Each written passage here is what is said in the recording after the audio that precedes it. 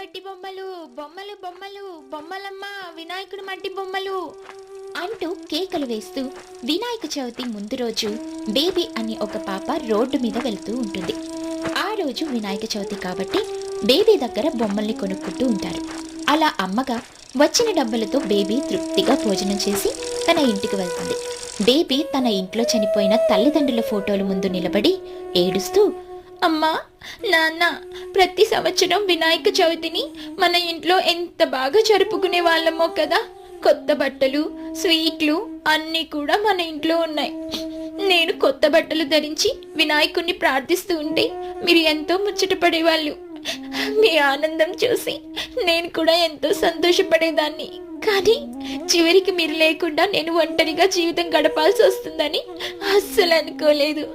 తిండి కోసం నానా పాటలు పడుతూ పని చేసుకుంటున్నాను అంటూ ఏడుస్తూ ఉంటుంది. ఇంతలో ఇద్దరు ఆడవాళ్ళు అక్కడికొస్తారు. వాళ్ళు ఇంటి బయట నుంచి అమ్మా బేబీ, అమ్మా బేబీ అని పిలుస్తుంటారు. బేబీ కళ్ళ నీళ్లు తుడుచుకొని బయటికి వస్తున్నాను అని చెప్పి వెళ్తుంది. ఆ ఆడవాళ్ళు ఆమెతో, అమ్మా బేబీ, వినాయక మట్టి బొమ్మలున్నాయా? అందుకు బేబీ ఉన్నాయండి అని చెప్పి తన దగ్గర ఉన్న మట్టి బొమ్మల్ని చూపిస్తుంది. వాళ్ళు వాటిని చూసి, అమ్మా బేబీ, మేము మా ఇంట్లో 1-2 రోజులు ఉంచుకోవాలి అనుకోవడం లేదమ్మా. నవరాత్రులు జరపాలని నిర్ణయించుకున్నాము. ఈ మట్టి బొమ్మ తర్వాత రోజుకి విరిగిపోతుంది. ఇది కాకుండా కొంచెం రంగులు వేసుంటాయి కదా ఆ మట్టి బొమ్మలు, అవేమైనా ఉన్నాయా? అందుకు బేబీ లేవండి అని అంటుంది. అందుకు వాళ్ళు, సరేలేమ్మా, పక్క ఊరికి వెళ్ళి తెచ్చుకోవాలి అని చెప్పి వాళ్ళిద్దరూ అక్కడి నుంచి వెళ్ళిపోతారు. అందుకు బేబీ, అయ్యో, అలాంటి బొమ్మలు కూడా ఉన్నట్లయితే ఎంత బాగుండేదో కదా, ఇంకొంచెం డబ్బులు సంపాదించేదాన్ని అని చాలా బాధపడుతూ ఉంటుంది. ఇంతలో ఒక వ్యక్తి ఒక డబ్బాను తీసుకునొచ్చి ఆమెకిస్తాడు. అప్పుడు ఆ పాప, ఎవరండి మీరు? ఈ ఖాళీ డబ్బా నాకెందుకిస్తున్నారు అని అడుగుతుంది. అందుకతను, పాప, ఇది ఖాళీ డబ్బా కాదు, లోపల మిషన్లుంటాయి. బంకమట్టిని తీసుకొచ్చి ఇందులో వేశావంటే చాలు, వినాయకుడి విగ్రహాలు వస్తాయి. ఇంకా రకరకాల మట్టి విగ్రహాలు కూడా వస్తాయి. నువ్వు ఏది కావాలో ముందుగా నీ మనసులో అనుకుని మట్టి వేయాలి అని అంటాడు. అందుకు పాప చాలా ఆశ్చర్యపోతూ, అవునా, నిజంగానా అని అంటుంది. అందుకతను, అవునమ్మా అని అంటాడు. ఇక పాప సరే అని చెప్పి అందులో మట్టి వేసి వినాయకుడు కావాలని మనసులో కోరుకుంటుంది. ఆమె అలా కోరుకున్న వెంటనే ఆ డబ్బాలో నుంచి వినాయకుడి విగ్రహాలు బయటకు వస్తూ ఉంటాయి. దానిని చూసి ఆమె చాలా సంతోషపడుతూ అతనితో, నాకు చాలా సంతోషంగా ఉంది, కానీ కానీ మీరెవరు? ఇక్కడికి వచ్చి నాకు దీన్ని ఎందుకు ఇస్తున్నారు? అందుకందరూ, నేను మీ కుటుంబానికి కావలసిన వ్యక్తినమ్మా. మీ నాన్నగారు నా దగ్గర ఈ మిషన్ కొన్నారు.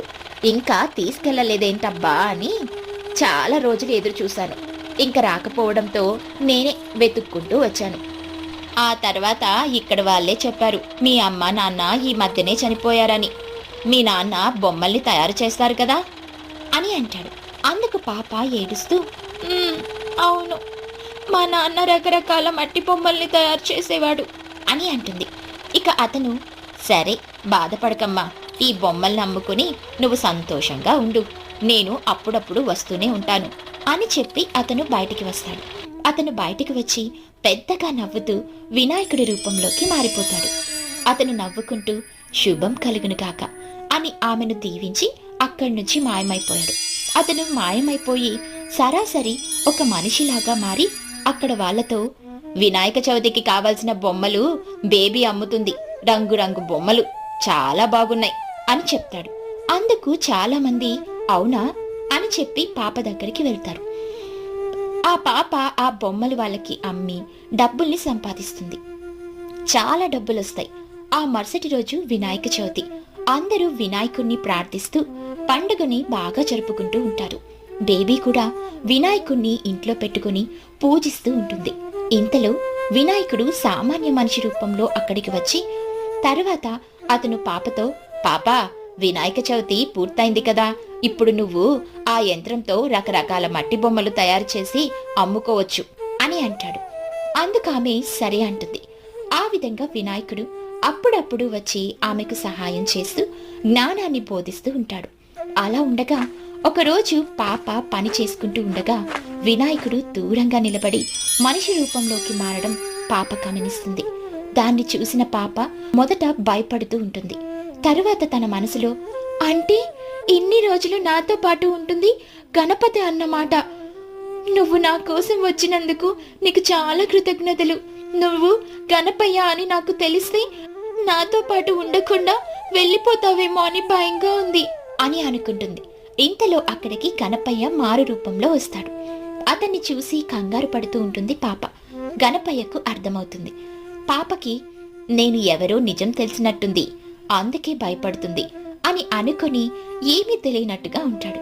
పాప భయం భయంగానే వినాయకుడితో మాట్లాడుతూ ఉంటుంది. అప్పుడు గణపయ్య, ఏమైంది బేబీ, ఈ రోజు నీకు అలా కంగారు పడుతున్నావేంటి? అందుకు పాప, ఏం లేదు అని అంటుంది. అప్పుడు గణపయ్య తన రూపంలోకి మారి, చూడు బేబీ, నువ్వు నేను ఈ రూపంలో ఉంటే భయపడతావు అన్న ఉద్దేశంతోనే మనిషి రూపంలోని నీ దగ్గరికి వచ్చాను.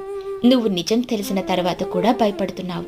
భయపడకు, నేను ఇప్పుడు నీతో ఎలా ఉన్నానో ఎప్పుడూ కూడా అలానే ఉంటాను అని ధైర్యం చెప్పాడు.